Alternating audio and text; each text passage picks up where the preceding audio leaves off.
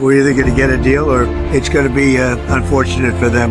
I would think that would be enough time, 10, 15 days, pretty much back. বিশ্ব রাজনীতির মঞ্চে নতুন বাঁক, নতুন শঙ্কায় মধ্যপ্রাচ্য।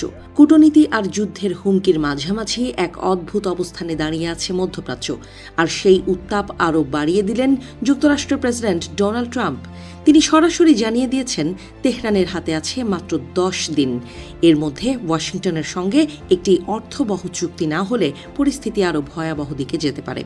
ওয়াশিংটনে আয়োজিত বোর্ড অব পিস সম্মেলনের উদ্বোধনী অনুষ্ঠানে বক্তব্য দিতে গিয়ে ট্রাম্প বলেন, যুক্তরাষ্ট্র ও ইরানের মধ্যে চলমান আলোচনা দ্রুত ফল না দিলে সামরিক পদক্ষেপের সম্ভাবনা উড়িয়ে দেওয়া যাচ্ছে না। তার ভাষায়, হয় আমরা একটি ভালো চুক্তি করব, না হয় খুব খারাপ কিছু ঘটবে।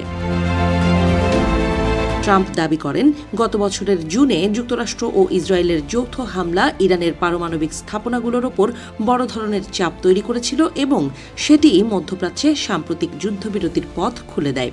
তার মতে, সেই হামলা না হলে ইরানের হুমকি আঞ্চলিক শান্তিকে আরও দীর্ঘ সময় আটকে রাখত। এই বক্তব্যের মধ্যেই আবার কূটনৈতিক আলোচনার ইঙ্গিতও দেন ট্রাম্প। তিনি বলেন, তার বিশেষ দূতরা ইতোমধ্যে ইরানি প্রতিনিধিদের সঙ্গে কয়েক দফা বৈঠক করেছেন এবং আলোচনায় কিছু অগ্রগতি হয়েছে। জেনেভায় অনুষ্ঠিত সর্বশেষ বৈঠকের পর ইরানের পররাষ্ট্রমন্ত্রী জানিয়েছেন, দুই পক্ষই একটি সম্ভাব্য চুক্তির মূল নীতিগুলো নিয়ে ব্যাপক সমঝোতায় পৌঁছেছে। তবে বাস্তব পরিস্থিতি কেবল আলোচনায় সীমাবদ্ধ নেই। একই সময়ে পারস্য উপসাগর অঞ্চলে যুক্তরাষ্ট্র দ্রুত সামরিক উপস্থিতি বাড়াচ্ছে। সেখানে ইতোমধ্যেই 2টি বিমানবাহী রণতরী, যুদ্ধবিমান এবং অতিরিক্ত নৌবহর মোতায়েন করা হয়েছে।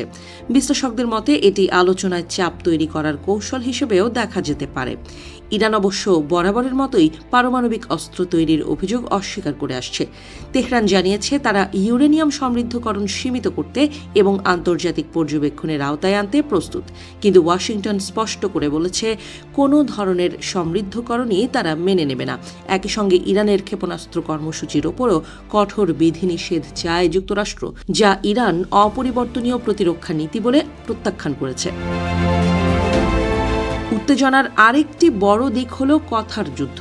ইরানের সর্বোচ্চ নেতা আয়াতুল্লাহ আলী খামেনি সামাজিক মাধ্যমে কড়া প্রতিক্রিয়া জানিয়ে বলেন, আমেরিকার যুদ্ধজাহাজ অবশ্যই বিপজ্জনক, কিন্তু তার চেয়েও বিপজ্জনক সেই অস্ত্র যা ওই জাহাজকে সমুদ্রের তলায় পাঠাতে পারে।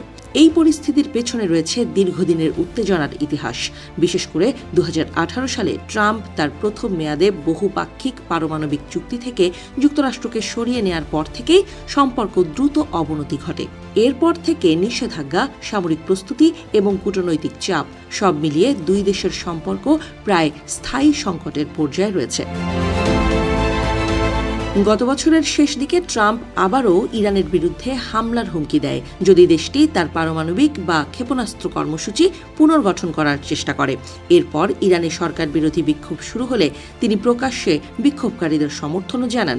বর্তমানে পরিস্থিতি এমন এক মোড়ে এসে দাঁড়িয়েছে যেখানে একদিকে আলোচনা চলছে, অন্যদিকে যুদ্ধের প্রস্তুতির আভাস মিলছে। আন্তর্জাতিক পর্যবেক্ষকরা বলছেন, আগামী কয়েক সপ্তাহই নির্ধারণ করবে এই সংকট কূটনৈতিক সমাধানের পথে যাবে নাকি মধ্যপ্রাচ্য আবারও বড় ধরনের সংঘাতের দিকে এগোবে।